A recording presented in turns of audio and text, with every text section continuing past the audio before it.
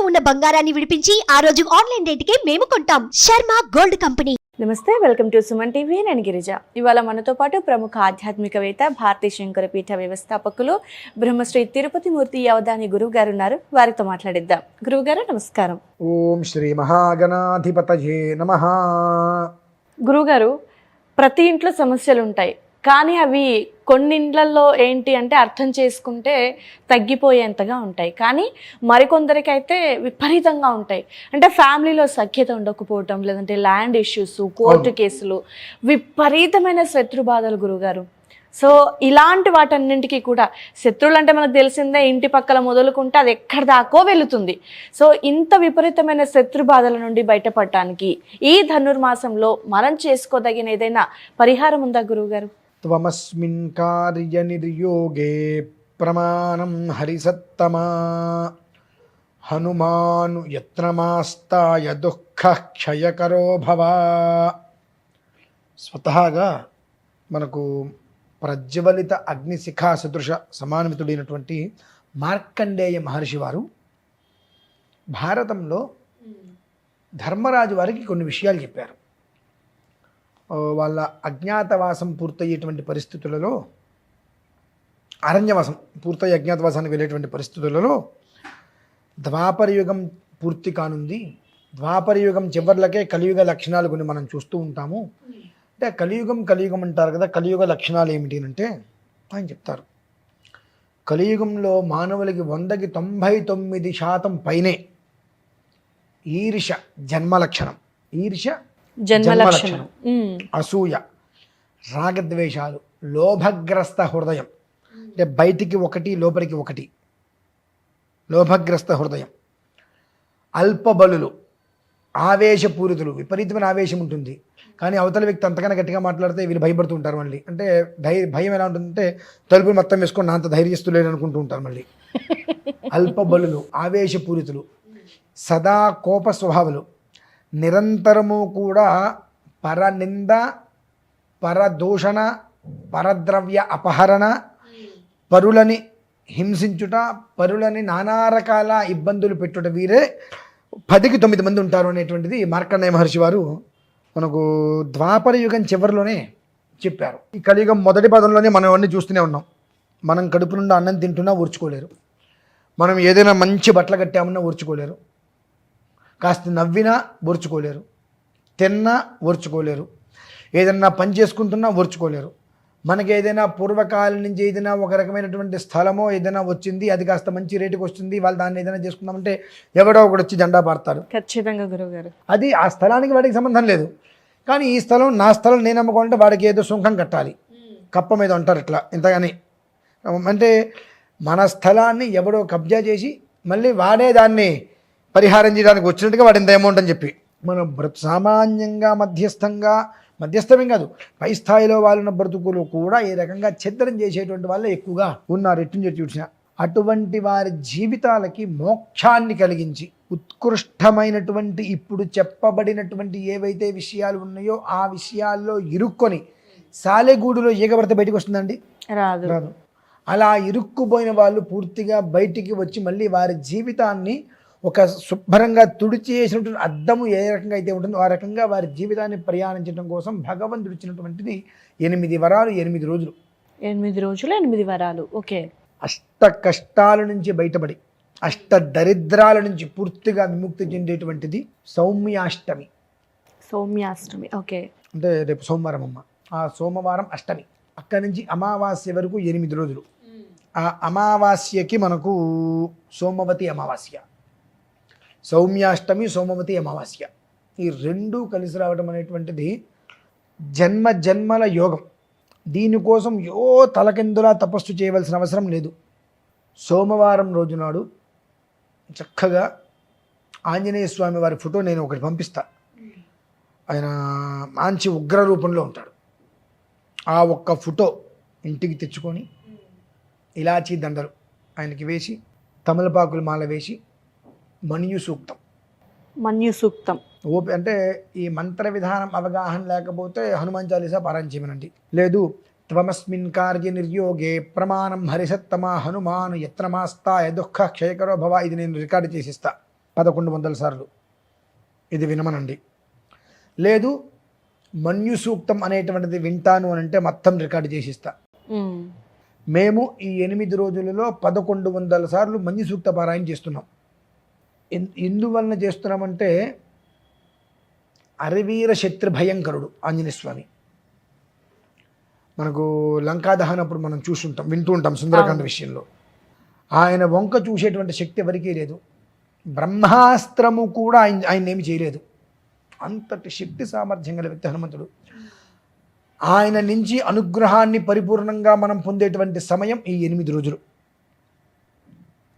ఈ 8 రోజులని ఎవరైతే కనుక సమృద్ధిగా సద్వినియోగం చేసుకుంటారో 8 రకాల దారిద్ర్యమైనటువంటి సమస్యలు పూర్తిగా దూరం వెళ్ళిపోతాయి. అష్టసిద్ధులు, అష్ట ఐశ్వర్యములు అవన్నీ కూడా మనల్ని వెతుక్కుంటూ మన ఇంటికి వస్తాయమ్మా. నిజమా అంటే నమ్మి తీరవలసిందే. ఖచ్చితంగా మీరు ప్రయత్నం చేయండి. మొదటి రోజు ఎప్పుడైతే కనుక మన్యు సూక్తం అనేటువంటిది మొదలుపెట్టి పారాయణ చేస్తూ అది మనం వింటూ ఆంజనేయ స్వామి వారి దగ్గర కనీసంగా ఒక 40 నిమిషాలు కూర్చొని త్వమస్మిన్ కార్యేంద్రియోగి అనేటువంటి శ్లోకాన్ని మనం కనుక ఒక 1100 సార్లు విన్నా, తక్కువలో తక్కువ 111 సార్లు కనీసం విన్నా, 2, 3, 4 రోజులు జరిగేటప్పటికి మనల్ని ఎవరైతే ఇబ్బంది పెడుతున్నారో ఆ ఇబ్బంది పెట్టేటువంటి వాళ్ళు పడేటువంటి ఘోరమైనటువంటి నరకం మన కళ మనం వింటాం, మనం చూస్తాం, మన చెవులు మనం వింటాం. ఖచ్చితంగా మన తప్పు లేకపోయినా మనల్ని హింసిస్తూ ఉంటారు. వాళ్ళు మోకాల మీద కూర్చుంటారు. రక్షించండి మహాప్రభు, ఎవరినో నేనేదో చేశాను, వాళ్ళ ఉసురు నాకు తగులుతుంది, భగవంతుడు నాకు శిక్షిస్తున్నాడని చెప్పి వాళ్ళు అడ్డం పడటం అనేటువంటిది ఈ 8 రోజుల వ్యవధిలోని మొదటి 4 రోజుల్లోనే చూస్తారు. అంత అద్భుతంగా అది మనల్ని కాపాడుతుంది. యస్తే మన్యో విధద్వజ్రసాయక సహ ఓజః పుష్యతి విశ్వమానుషకు సాహ్యా మదా సమార్జంత్వయా యుజా సహస్కృతేన సహసా సహస్వత. 8 రోజులలో 1100 సార్లు మేము పారాయణ చేస్తున్నాం. ప్రతి ఇంట్లో ఈ 8 రోజులలో కనీసం 1100 సార్లు ఈ త్వమస్మిన్ కార్యనిర్యోగే ప్రమాణం మరచిత్తమ హనుమానిత్రమాస్తాయి దుఃఖక్షయకరో భవ అనేటువంటి శ్లోకాన్ని వినే ప్రయత్నం చేయగలమండి. రామానుజాయ నమః అనేటువంటి నామాన్ని అనుకుంటూ పూజ అయిపోగానే కాస్త అరటిపండు, బెల్లం ముక్క ఇటువంటి నివేదన పెట్టి అది ప్రసాదంగా తీసుకోవటం. మనం బయటికి వెళ్తున్నప్పుడు దగ్గర అన్ని పల్లీలు దగ్గర పెట్టుకుని ఎక్కడైనా కూతురు కనిపిస్తే వాటికి అరటిపళ్ళు, పల్లీలు వాటికి ఇవ్వటం చేయండి.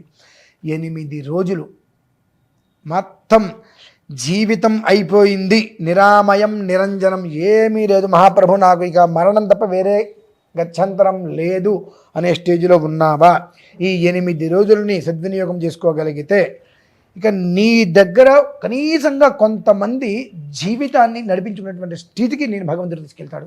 ఎలా తీసుకెళ్తున్నాడు? నీకు ఏదైతే కనుక ఉపకారం చేసినటువంటి వ్యక్తులు నీకు ఎవరైతే అపకారం చేస్తున్నారో, నువ్వు ఎవరికైతే ఉపకారం చేసావో వారందరూ తిరిగి నీకు అపకారం చేస్తూ నీ బ్రతుకునేటువంటిది ఛిద్రం అయిపోయి చిందరవందన చేశారో వారందరూ కూడా అంతకి అంత అనుభవించేటువంటి ఒక స్థితి అనేటువంటిది 8 రోజులలో ఆంజనేయ స్వామి వారు నిలబడి ఇస్తారండి.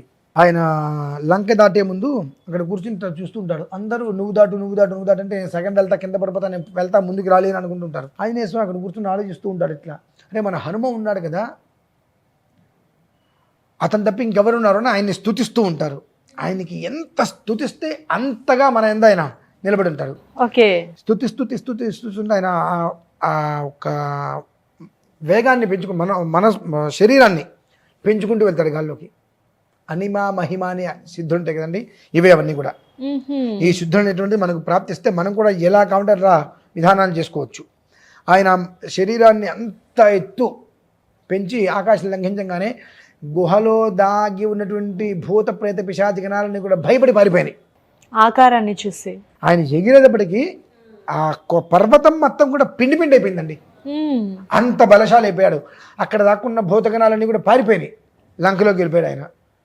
మళ్ళీ తిరిగి వచ్చాడు లంక దహనం చేసి. చూసి రమ్మనైనా కాల్చి వచ్చే ఘన విఖ్యాత గణించి మారుతాయి అని చెప్పి ఆయన సూర్యనారాయణ స్వామి వారి దగ్గరికి బాలుడు పుట్టంగానే సూర్యుని చూసి ఎర్రగా ఉండటం మామిడి పండు అనుకొని పరిగెత్తుకుంటూ ఆయన దగ్గరికి వెళ్ళిపోతుంటే రథం నడిపాయన వాడెవడో రాక్షసుడు అనుకుంటే మీ దగ్గరికి వస్తున్నాడు, వాడు పిల్ల రాక్షసుడు అనేది అంటుంటే చూసి ఏమనుకుంటున్నారు నాయన, ఆంజనేయ స్వామి నువ్వు రథం ఆపు, ఆయన గుద్దితే మనం దేనికి పనికిరామంటాడు సూర్యనారాయణ స్వామి. ఇంత పిల్లాడప్పుడే చూసి వచ్చి అంటే ఆ ఆంజనేయ స్వామి వారిని సూర్యనారాయణ స్వామి వారు ఒళ్ళు కూర్చోబెట్టుకుంటారు.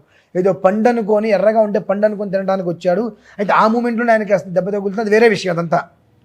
ఆ తర్వాత సూర్యనారాయణ స్వామి వారి దగ్గరే ఆయన చదువుకున్నాడమ్మా నవవ్యాకరణాలు కూడా. ఓకే. ఈ కొండ మీద ఒక కాలు, ఆ కొండ మీద ఒక కాలు వేసి నేను నీ దగ్గర చదువుకుంటాను అంటే, నేను తిరుగుతూ ఉంటాను ఇటు అటు, నువ్వు ఎలా చదువుకుంటా ఉంటే ఈ కొండ మీద ఒక కాలు, ఆ కొండ మీద ఒక కాలు వేసి చదువుకుంటా అంటాడు. అలా నవవ్యాకరణాలు చదువుకున్న పండితుడు రావణాసురుడు ఆంజనేయ స్వామి, ఇది ఇంకెవరు లేరమ్మా. ఓకే, ఇద్దరే. అంతటి గొప్పవాడు ఆంజనేయ స్వామి. ఈ 8 రోజులలో కూడా మారుతాత్మజం ఆ ఆంజనేయ స్వామి వారు మన యందు తోడుగా నీడగా ఉండి మన కష్టాల్ని మొత్తం కూడా కాల్చి బూడిద చేసి ఎప్పుడూ కూడా మన వెంట ఒక వజ్రకవచంలాగా నిలబడేటువంటి ఒక సుదినం, పర్వదినం ఈ రేపు సోమవారం అష్టమి నుంచి సోమవతి అమావాస్య వరకు కూడా 8 రోజులు. ఖచ్చితంగా ప్రతి మనిషి జీవితంలో మనకి ఎలాంటి శత్రు బాధ ఉండకూడదు అనుకుంటే దాన్ని సద్వినియోగం చేసుకోవాలమ్మా అంతే. ఓకే గురువుగారు, సో ఇది చాలా మంది ఫేస్ చేస్తున్న ప్రాబ్లం అనుకోవచ్చు, శత్రువులు అనేది. అది ఒక్క చోట మొదలు అది ఎక్కడికో దారితీస్తుంది. సో శత్రువులు ఏ విధంగా పోవాలి అని అనుకునే వాళ్ళకి చాలా చక్కటి పరిహారాన్ని, అంటే మనం ఏదో ఖర్చు పెట్టి చేయాల్సిన అవసరం లేదు, దైవ జ్ఞానం చేసుకుంటే దైవ ధ్యానంలోనే అన్ని సమస్యలు తొలగిపోతాయని చాలా చక్కగా తెలియజేశారు గురువుగారు. ధన్యవాదాలు.